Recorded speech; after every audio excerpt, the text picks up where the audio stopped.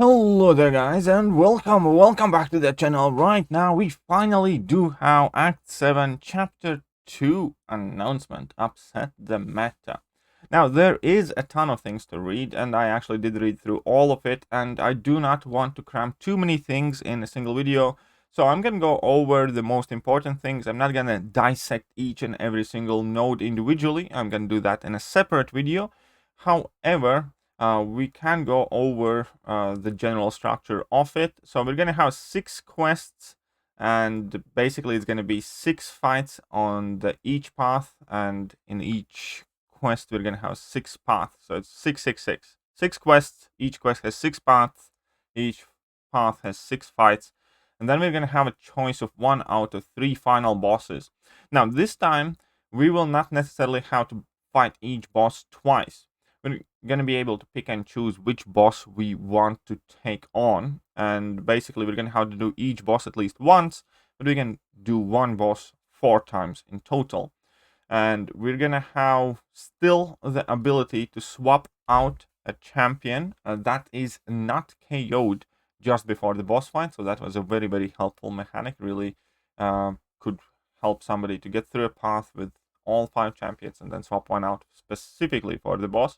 Or you could just use it as a free heal, because you could swap out a champion that has like 20% health, and once you swap the new champion in, they will come back in with 100% health.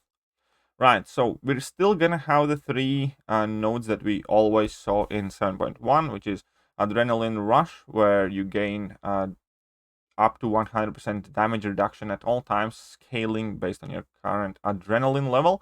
Adrenaline obviously is mechanic only for 6-star champions, so 6 stars do get advantage here.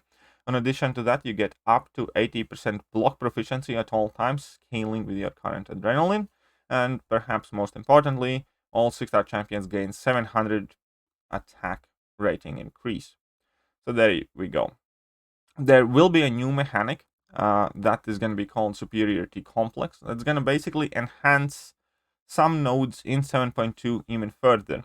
There will be a few different ways how you gain your superiority based on whatever node you're going up against. You either need to bring in a hero champion, a villain champion, you need to have class advantage, or you need to have class disadvantage, or be in the same class. So that those are the 5 ways how you can gain superiority. You just need to realize which one is demanded of you.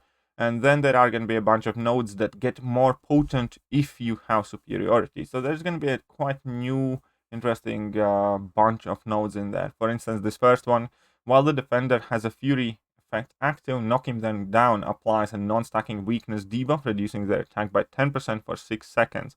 However, if the attacker has superiority, this weakness increases in potency to 50% for 15 seconds. So obviously you do want to have superiority because you will get bigger of a benefit if you do, but you do not necessarily have to have it. And there's a full list of nodes that I'm going to go over fully tomorrow, and going to advise which ones to watch out for, which ones we can potentially benefit from the most, so on and so forth. Right. There's obviously still a whole bunch of new buffs there as well that I'm not going to go over in this video. And there's going to be a very interesting synthesis mechanic as well, which is going to work basically as infusing 2 buffs together or 2 debuffs together. A good example of this one will be whenever the attacker activates a precision buff while they have a fury buff active, both buffs were consumed on the attacker, instead gains indefinite prowess buff, increasing special attack by 50%. Very simple. So any champion that has access to fury, let's say for the argument's sake crossbones. So you have some fury buffs active, perfect. You dex, you trigger dexterity buff that gives you precision. Instead of that, you gain a prowess indefinite buff. Very simple idea, and there is a whole bunch of those. So there is quite a lot to learn for 7.2. But most of it did look quite interesting. Now we're going to have a whole bunch of new boss nodes as well. That once again I will not go through in huge detail, because obviously everybody wants to get to the rewarding bit. Before we get there, they specifically say they will not give away any details about the Grandmaster. We know that it is going to be a Grandmaster type of boss. That's about it. We know from a picture that Grandmaster is gonna have the same level 2. We do not know the mechanics of it. We do not know how the fight is going to go. We're going to have to wait and see. They do not give that away here.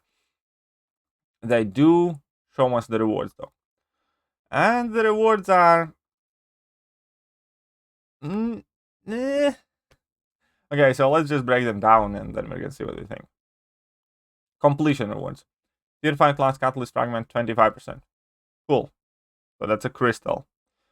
1 6-star rank up gem, 1 to 2 crystal. Cool. That is what we had before. 10 6-star signature stone crystals. Yeah, fine. Okay, those crystals, so they're not generic.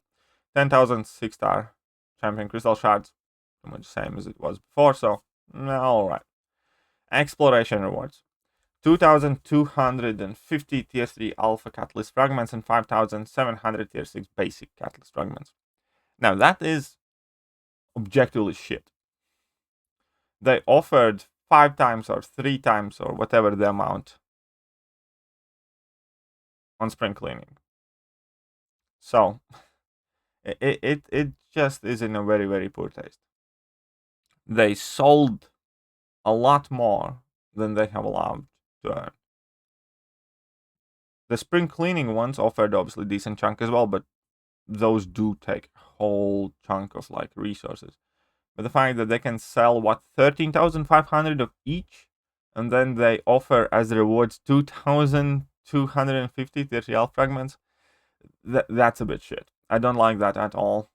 I suspected that we're gonna see some bits here, but I genuinely expected at the very least they're about the same amount that they put on offer for effectively like $100 or $150. But no, they didn't. They gave pretty much the tiniest little shitty amount possible. I think that accounts for like what, 2%? I don't know. Yeah, I don't know, man. 5% maybe, and you need 3 of these, so it's really not a lot, and it doesn't get too much better. We have a slight increase in tier 5 CC from 7.1 because we're gonna have 25% selector, again exploration rewards, and this time we're gonna have 2 25% tier 5 class catalyst crystals. So that means that in total we can get 100% of tier 5 class catalyst, split in between 4 drops. We got 1 selector and 3 random crystals. 1 6-star nexus crystal, which again is okay-ish. 20 6-star signature stones, 10 6-star signature stone crystals. So the 6-star signature stone situation has not improved. 6-star shard and 6-star crystal situation has not improved. Rank up gem situation has not improved. It just doesn't seem to. I mean, it doesn't seem awful. But the only thing that has changed from 7.1 is 1 extra 25% crystal, and these bits that in the current state do not help anybody at all whatsoever in any capacity, because it's going to be a while till we actually get to use them, and they're still absolute pittance compared to what they had put on offer for money. So I'm not a big fan of that at all. Right, and there will obviously be some custom chest rewards that we can earn, where you can pick up some gold. All of these basically can be picked up in each quest, so I believe this should be multiplied by 6. So you're going to be able to pick up about 6 TFI basics from exploring the quest. So you're going to be able to pick up 6 tier 2 alphas, 9 tier 2 alphas, and 6 tier 2 basics, and a bit of units, and a bit more 6-star shards.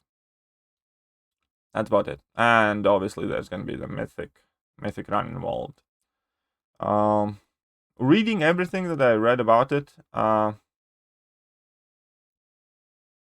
probably will not do the Legends run. I'll just get it done as quickly as I can within a day or two, and that's it. I'm not going to try specifically for a Legends run. The rewards themselves, again, are not awful, I guess, but definitely do not blow away, especially when you put them right next to everything that you could earn from like recent events that just don't seem all that impressive. I mean, they don't seem awful either, so I guess there is that. But in general, there are quite a lot of very interesting buffs that I definitely want to discuss, and the main thing is whether the content is fun and enjoyable, which I hope it will be, because 7.1 was very, very fun. So there's still a lot to kind of properly take in. There's still a lot to read. Again, it goes live exactly in 1 week from now on 19th. So I'm going to be ready for when it does. And obviously, we're going to get all of the rewards earned very quickly as well.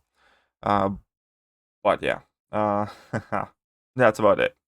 There will be follow-up videos exactly breaking down all of these superiority nodes and all of the new buffs, and also symbiote stuff too. So stay tuned for all of that good stuff to come. But other than that, that is about it for today. Let me know what you guys think about the rewards, and I'll catch you guys soon. See ya.